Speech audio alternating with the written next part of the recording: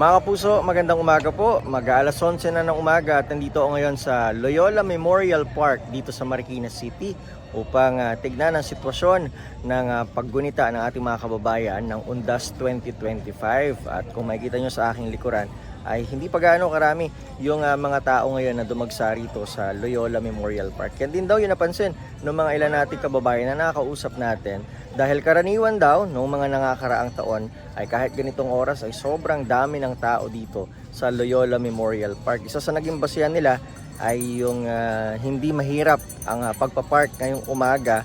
Pagdating daw nila ay agad sila nakahanap ng parking na medyo malapit pa doon sa puntod ng kanilang dinadalaw na kaanak. Noong mga nakalipas na taon daw talagang pahirapan ang paghahanap ng parking area at kapag may nakita kang bakante kahit doon pa sa malayo ay talagang kukunin mo na. Pero ngayon marami sa mga kababayan natin na nakapag-park na katapat pa mismo nung kanilang mga puntod na binabantayan.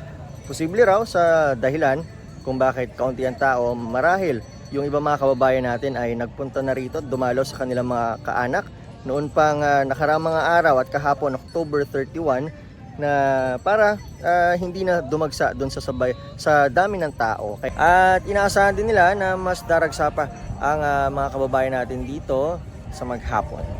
Patuloy na tumutok sa Facebook at YouTube channels ng GMA Integrated News at ng Regional TV para sa special live coverage ng Undas 2025. Ako po si Nico Wahe para sa GMA Integrated News.